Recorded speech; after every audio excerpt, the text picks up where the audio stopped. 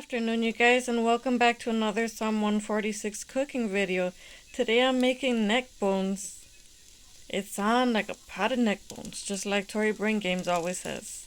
So right now at the bottom of this pot, I'm just sauteing some onion, and I'm gonna go ahead and keep it moving so it doesn't burn. And I'm about to put in some garlic, which I already have cut up. And I got a mess on my countertop because as I was cutting, like I was throwing all the stuff over there. But that's perfectly fine. And let me put this in. So I got the garlic right there inside the pot.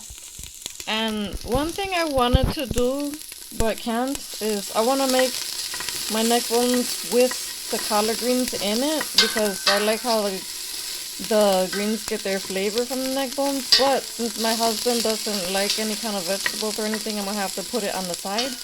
Which is fine. So I'm going to go ahead and just make like a little something to season the meat in right here. I'm about to pull this stuff out and put it aside into a bowl, and I'm gonna get the neck bones fried up in here. Now they're already smoked, but I'm still gonna fry them anyway and like throw some more seasoning on and everything.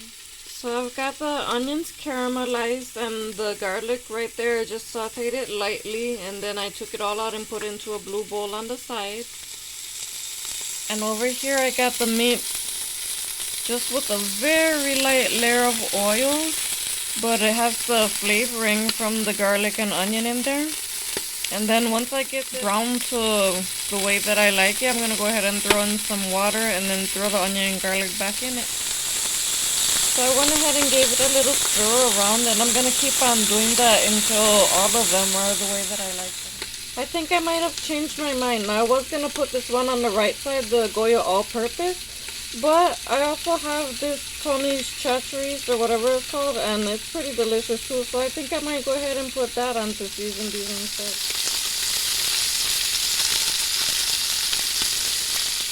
So one other thing that I like to add in here is apple cider vinegar. So we're just going to come over here, sprinkle in some of that. Like so.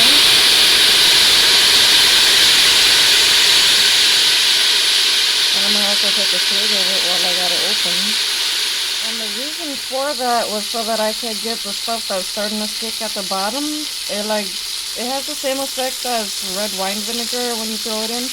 And now I'm about to pour in my water. And not only does it help to deglaze the bottom, but also it also has to help tenderize the meat a little bit quicker. Plus it gives it a nice little flavor.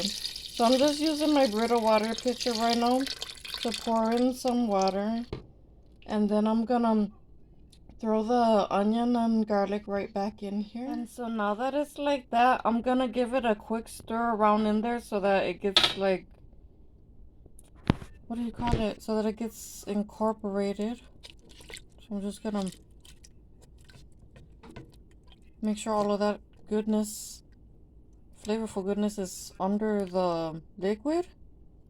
And it's alright if some of this sticks out, because I'm gonna put a lid on it right now.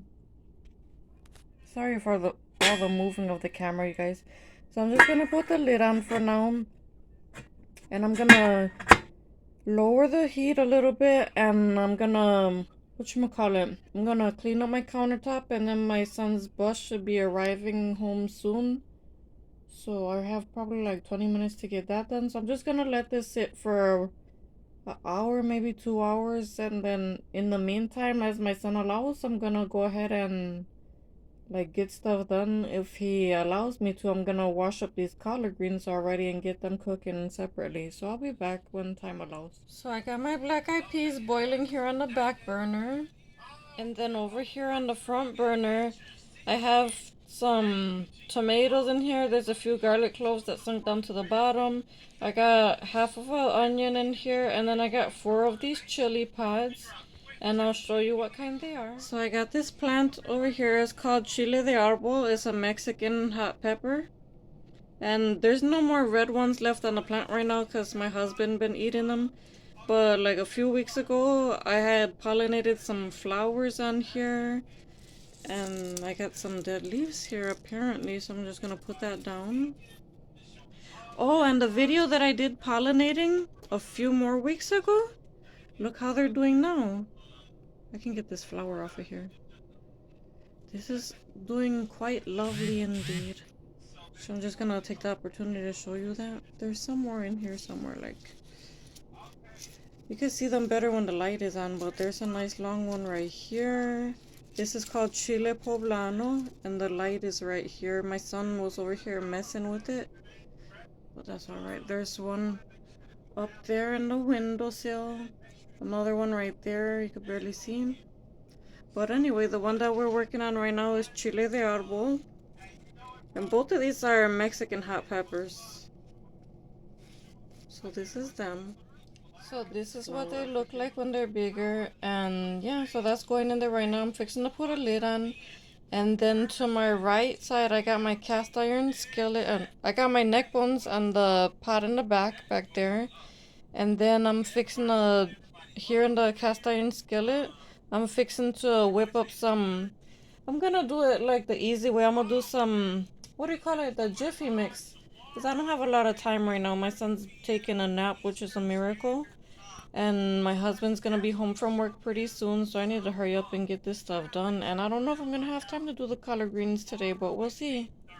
So stay tuned. So I got some Jiffy mix made here. And over here, I've got a mixture of Land of Lakes butter, which is my personal favorite because of the flavor. And I also put a little bit of cooking spray oil on here because my cat garden gave me a helpful tip the other day and let me know that if I mix the butter with some oil, it's gonna give it a higher, like it can withstand higher temperatures without burning. So that's what we're doing for now, and as soon as it's melted, I'm gonna get it poured into the pan. Let's hope for the best, because I never made this on a stovetop before. But we're about to try something new today. If nothing else, at least it'll come out like a good tasty pancake or something. And speaking of pancakes, Lydia from Best Yet Journey just dropped a video right now. It's a mail call video, but she used some pancake mix in the video, so go ahead and check that one out, you guys. And I'll be back momentarily to show you. So I got this sitting here on this lovely thing that Auntie Ellen made me. Thank you so much again, Auntie Ellen. And so what we're gonna do is pass all of these ingredients with a little bit of the water over here. And I'm gonna actually smash them here inside of the pan so it makes a really thick salsa. I'm gonna use the potato masher thing in order to accomplish this. That way I don't have to get the blender dirty. So basically we're just gonna go ahead and do that to this whole thing, and I also have it heating up so that some of this water can evaporate out of it, and I'll be back. I'm gonna go ahead and do this off camera so that way I'm putting more effort into it, and also I'd like to use both hands and not be having the video just shaking all over the place. But in the meantime, I'll give you a quick glimpse of what is going on over here. And it is kind of acting like a pancake, like it's starting to bubble up right there. Still got the collard greens going back there. And right here, I still got my black eyed peas. They're starting to get a little bit bigger, but they still got a lot of time left on them. So, and I spilled some of the mix right there because I had put the fork down over there from this. But it's fine. I'll clean that up as soon as everything cools down. And I'll be back as soon as the salsa is ready. So that's what it's looking like right now. And I went ahead and threw some of this Himalayan pink salt in there. And now that it's like that, it's at a good consistency that I like. I'm gonna pass some of the neck bones over here. And this pan right here is gonna be just for my husband. I got this amount of meat for my husband. I'm gonna cover it up, like I'm gonna spoon some of the sauce over it and put a lid on it, let it continue simmering on low. Even though it's already fully cooked and doesn't need to anymore, I still want the flavor of the sauce to kind of go more into the meat as well.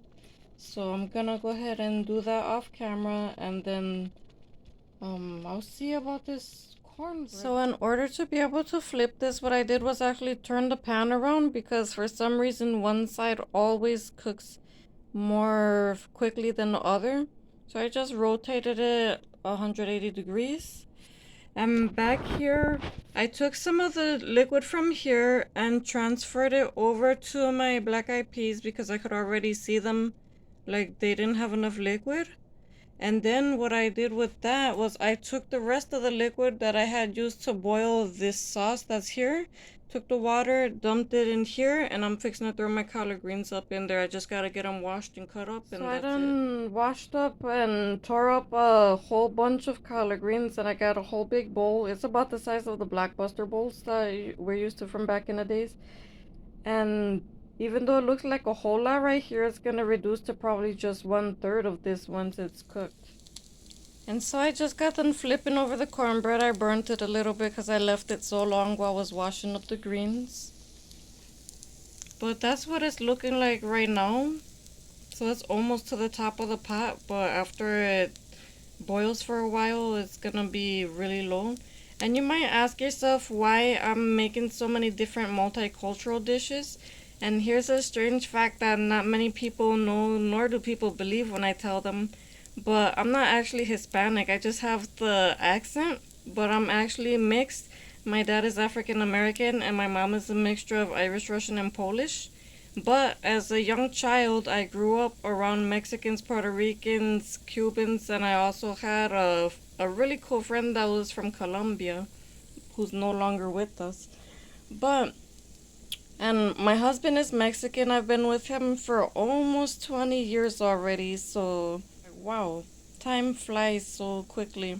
So I picked up the accent as a young child, and I started learning Spanish when Selena's music was on the radio. I would hear it at my friend's house and always want to know what it was. And so yeah. So I'm making soul food tonight, and this is what I grew up with my grandma from my dad's side. That's the one who I showed you the cheesecake recipe from before. She was the glue of the family that held everybody together and had us all at her house on the holidays. So she would make this all the time. And I just add a little tweak here and there, but this is the food that I really love. So let me put the lid on and I'll plate it up once everything's done. And I forgot to mention real quick, I've got extra videos that I've been making of cooking food. And I'm really bad at getting editing done because I'm always in other people's live streams. Sometimes I'm on 2 or 3 devices at a time. And so, speaking of live streams, tomorrow I would like everybody to come over to Wisdom Wednesday on Just Dorsha's channel. Wish her a very happy birthday.